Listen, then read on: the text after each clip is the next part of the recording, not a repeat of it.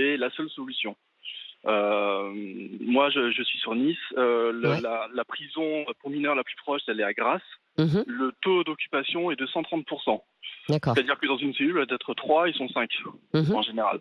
Quand ils rentrent là-dedans, ils ressortent 10 fois plus dangereux et Agressif. inadaptés à une vie sociale qu'avant. Souvent, ils sont radicalisés. C'est tout sauf la solution.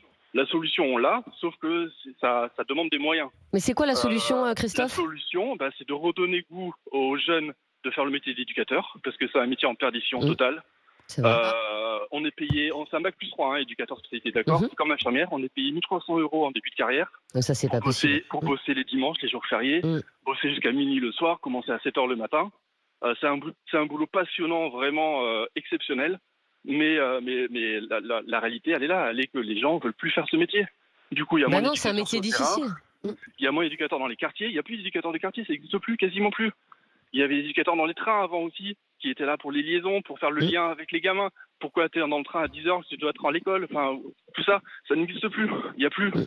Il n'y a plus, ça coûte trop cher. Donc, du coup, les pouvoirs publics, notamment tout ce qui est conseils départementaux, ils ferment le robinet. Et du coup, on a des budgets qui baissent de 10 ou 15% depuis une dizaine d'années. Ouais. Donc, En fait, faudrait faire. Ce que vous dites, c'est qu'il faudrait faire peut-être plus aussi de prévention pour éviter cette délinquance. Et on parlait d'accompagnement, mais accompagner les parents, c'est une évidence. Les parents sont dépassés.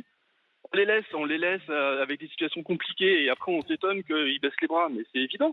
En plus, les gamins, maintenant, ils ont quasiment tous des troubles du comportement, on n'en parle pas assez. Oui. Mais les troubles du comportement, ça nécessite aussi Mais il n'y a plus de psy psy non plus, donc de toute façon.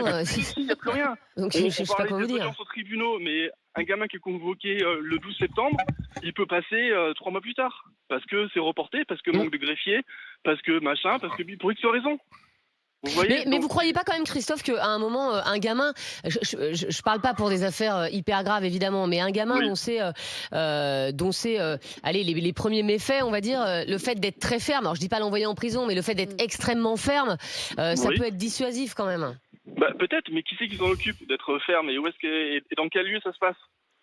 Au tribunal d'abord. Ça passe au tribunal, je viens de vous dire qu'il y a des reports de. Mais je sais. Donc du coup, on fait comment? Donc c'est des gamins qui sont censés avoir une sanction, mais c'est en suspens parce que faute de temps ou de personnel, du coup, c'est reporté. Et du coup, on ils fait s'en quoi en foutent. attendant de ce gamin? On en fait ça. quoi? Non, mais vous avez raison. Parce que même si l'école est obligatoire jusqu'à 16 ans, je rappelle quand même une des lois fondamentales en France, il y a beaucoup des chefs d'établissement qui se pressent pas trop de récupérer des gamins virés. Souvent les établissements les virent et s'en débarrassent. On peut comprendre aussi. Mais ça aussi, c'est un problème. On en fait quoi? Je suis d'accord. Ils ont 14-15 ans, ils sont censés être à l'école, mais ils sont pas. Ils sont en foyer, ils tournent, ils vadrouillent, ils fuguent, ils rentrent à 5 h du matin défoncés, alcool, cannabis, ils lèvent à midi ou 2 h, et on fait quoi avec ça?